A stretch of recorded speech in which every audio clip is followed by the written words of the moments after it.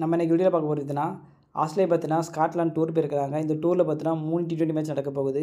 இல்லை first T20 match பார்த்தீங்கன்னா grand cricket கிளப்பில் எடின்பர்கில் மேட்ச் நடக்குது. இந்திய நேரப்படி பார்த்தீங்கன்னா 7 PM மேட்ச் ஸ்டார்ட் ஆகுது. ஸோ இந்த 2 டீம் பார்த்தீங்கன்னா இந்த 3 T20க்கான ஸ்குவாட் அனௌன்ஸ்மெண்ட் பண்ணிக்கிறாங்க. இந்த ஸ்குவாட் அனௌன்ஸ்மெண்ட்டில் யார் இருக்கான்னு இந்த நம்ம வீடியோவில் பார்க்க போகிறோம். ஃபஸ்ட்டு பார்க்க போகிறது பார்த்தீங்கன்னா ஆஸ்திரேலியா ஸ்குவாடில் பார்க்கலாம்.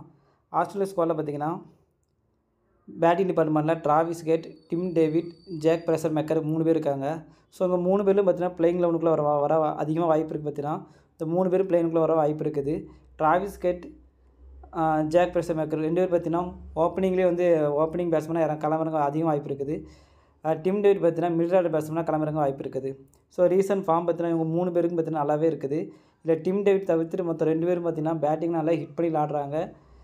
டிம் டேவிட் பார்த்தீங்கன்னா மிடில் ஆர்டரில் ஒரு குயிக்காக ஒரு 20 ரன் அடிக்க வாய்ப்பு இருக்குது. ஸோ அவ்வளோதான்.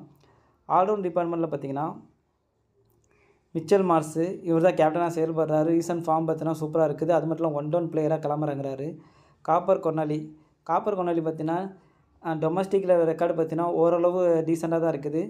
அது மட்டும் ஒரு ஸ்பின்னராக செயல்பட்டுருக்காரு. பேட்டிங் ஃபார்ம் பார்த்தீங்கன்னா மோஸ்ட்லி ஒரு 20 ரன் 30 ரன் குயிக்காக விளாட வாய்ப்பு இருக்குது.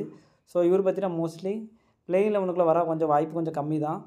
அதுக்கப்புறம் கேமரான் கிரீன், ஆரன் கார்டி, மார்கஸ் ஸ்டோனிஸ் இவங்க 3 பேரும் பார்த்தீங்கன்னா 3 பேர் ஃபார்ம் பார்த்தீங்கன்னா ரீசெண்ட் டேஸில் நல்லாவே இருக்குது. 3 பேர் பார்த்தீங்கன்னா பேட்டிங் பவுலிங் ரெண்டுலேயும் பார்த்தீங்கன்னா நல்லாவே விக்கெட் எடுக்கிறாங்க. விக்கெட் டேக்கர்னு இருக்காங்க. பேட்டிங் பார்த்து சூப்பராக பண்ணுவாங்க 3 பேருமே.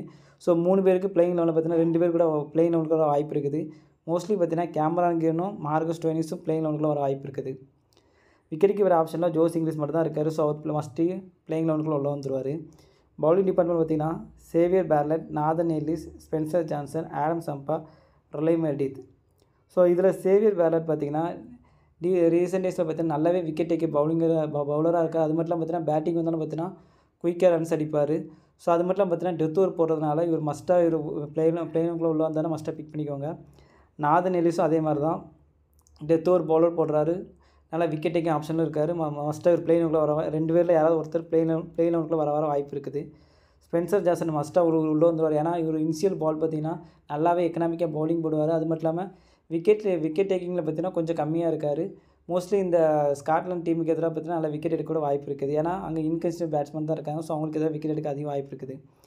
ஆடம் சம்பா மஸ்ட்டாக இவர் உள்ளே வந்துடுவார்.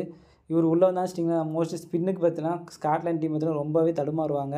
ஸோ இவருக்கு பார்த்தீங்கன்னா இந்த டோர்னமெண்ட்டில் பார்த்தீங்கன்னா கண்டிப்பாக நிறைய விக்கெட் எடுக்க அதிக வாய்ப்பு இருக்குது. ரிலே மெர்டித்தும் அதே மாதிரி தான். மோஸ்ட்லி பிளேயிங் 11க்குள்ளே ரிலே மெர்டித் வர வாய்ப்பு இல்லை.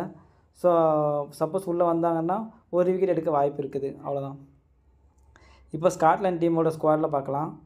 ஸ்குவாடில் பார்த்தீங்கன்னா Ollie Harris, Michael Jones, Georgia Munsey 3 பேர் பேட்டிங் டிபார்ட்மெண்ட்டில் இருக்கிறாங்க. இதில் மைக்கேல் ஜோன்ஸும் ஜார்ஜியா முன்சியும் தான் டாப் ஆர்டர் பேட்ஸ்மேன் கிளம்புறங்க வாய்ப்பு இருக்குது. ஓலி ஹாரிஸும் டாப் ஆர்டர் பேட்ஸ்மேன் தான். பட் ரீசெண்ட் ஃபார்மில் யார் நல்லா இருக்குது பார்த்தீங்கன்னா ஜார்ஜியா முன்சியை தவிர மற்ற 2 பேரும் பார்த்தீங்கன்னா ஓரளவு தான் ஃபார்ம் இருக்கும் சொல்லலாம். மோஸ்ட்லி பார்த்தீங்கன்னா ஒரு 20 ரன் 10 ரன் அந்த மாதிரி தான் ரேஞ்சு அடிச்சிருக்கிறாங்க டொமஸ்டிக்கில் கூட. ஸோ இவங்க அந்தளவுக்கு பெர்ஃபார்மன்ஸ் பண்ணாமல் கொஞ்சம் டவுட்டு தான் ஆஸ்திரேலியாவுக்கு எதிராக. ஆல்ரவுண்ட் டிபார்ட்மெண்ட் பார்த்தீங்கன்னா Richie Berrington, Jasper Davidson, Michael Leask, Brendan McMullen, Jack Jarvis இருக்கிறாங்க. ஸோ இவங்கள பார்த்தீங்கன்னா ரிச்சி பெரிங்டன் கேப்டனாக செயல்படுறாரு.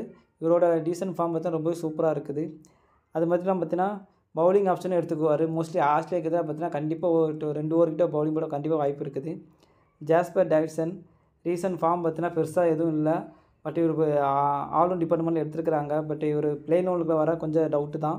மோஸ்ட்லி வர வாய்ப்பு இல்லை. மைக்கேலிஸ் கண்டிப்பாக இருப்பார். பிரெண்டன் மெக்மலன் இவங்க 2 பேரும் பார்த்தீங்கன்னா பிளேயிங் 11 கண்டிப்பாக இருப்பாங்க.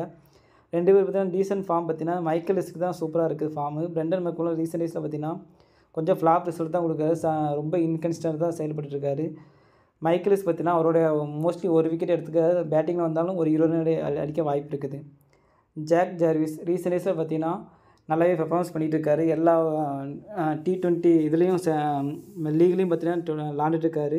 ஸோ அதில் போய் பார்த்தீங்கன்னா மோஸ்ட்லி 1 or 2 விக்கெட் எடுக்கிறாரு. மேட்ச்சுக்கு ஒரு விக்கெட்டாவது எடுத்துருந்தார். ஸோ இவர் மஸ்ட்டாக இவர் பிளேயிங் 11க்குள்ள வர வாய்ப்பு இருக்குது. விக்கெட் கீப்பர் ஆப்ஷனில் பார்த்தீங்கன்னா Matthew Cross, Charlie Tear. So இவங்க 2 பேரும் பார்த்தீங்கன்னா மேத்யூ கிராஸ் கண்டிப்பாக பிளேயிங் 11க்குள்ள உள்ளே வந்துடுவார். சார்லி டியர் பார்த்தீங்கன்னா ரீசெண்ட் ஃபார்ம் பெருசாக எதுவும் சொல்கிற அளவுக்கு பெருசாக எதுவும் இல்லை. பட் விக்கெட் கீப்பர் ஆப்ஷனுக்கு சார்லி டியர் எடுத்துருக்காங்க.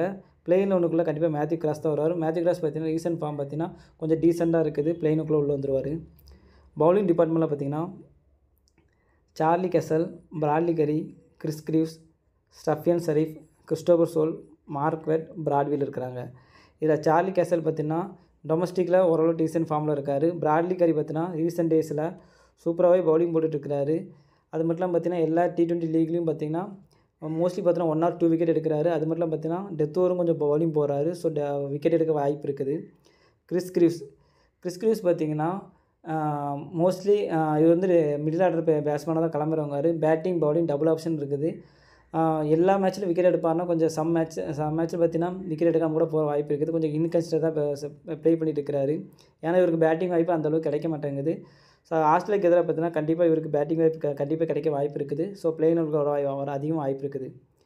ஸ்டெஃபியன் ஷெரீஃப் ரீசெண்ட் டேஸில் ஃபார்ம் பார்த்தீங்கன்னா ஒரு டீசெண்டாக தான் இருக்குது. ரொம்ப அதிகம் விக்கெட் எடுக்கிற ஸ்டெஃபியன் ஷெரீஃப் ஃபஸ்ட்டே இப்போ வந்து அதிகம் விக்கெட் எடுக்கிறது இல்லை. அதுவும் ஆஸ்திரேலியாவுக்கு எதிராக பார்த்தீங்கன்னா விக்கெட் எடுப்பாருன்னா கொஞ்சம் டவுட்டு தான். எனக்கு இனிஷியலாக பார்த்தீங்கன்னா டிராவிஸ் ஹெட், மெக்கருக்குன்னு சொல்லிட்டு அதிரடி பேட்ஸ்மேன் இருக்காரு. ஸோ அவங்களுக்கு எதிராக மோஸ்ட்லி பார்த்தீங்கன்னா ஃப்ளாப் ஆக தான் அதிக வாய்ப்பு இருக்குது. கிறிஸ்டோபர் சோலும் அதே மாதிரி தான். மேக்ஸிமம் பார்த்தீங்கன்னா ஒரு விக்கெட் எடுக்க வாய்ப்பு இருக்குது. மார்க்வெட், ஸோ இவர் தான் பார்த்தீங்கன்னா கொஞ்சம் கண்ட்ரோல் பண்ணி ஸ்காட்லாண்ட்லேயே பந்து வீசுகிற ஒரே ஆள் பார்த்தீங்கன்னா மார்க்வெட் தான்.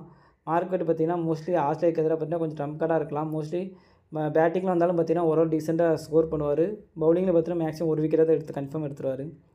பிராட்வில் ரீசெண்ட் டேஸ் ஃபார்ம் பார்த்தீங்கன்னா ரொம்ப சூப்பராக இருக்குது.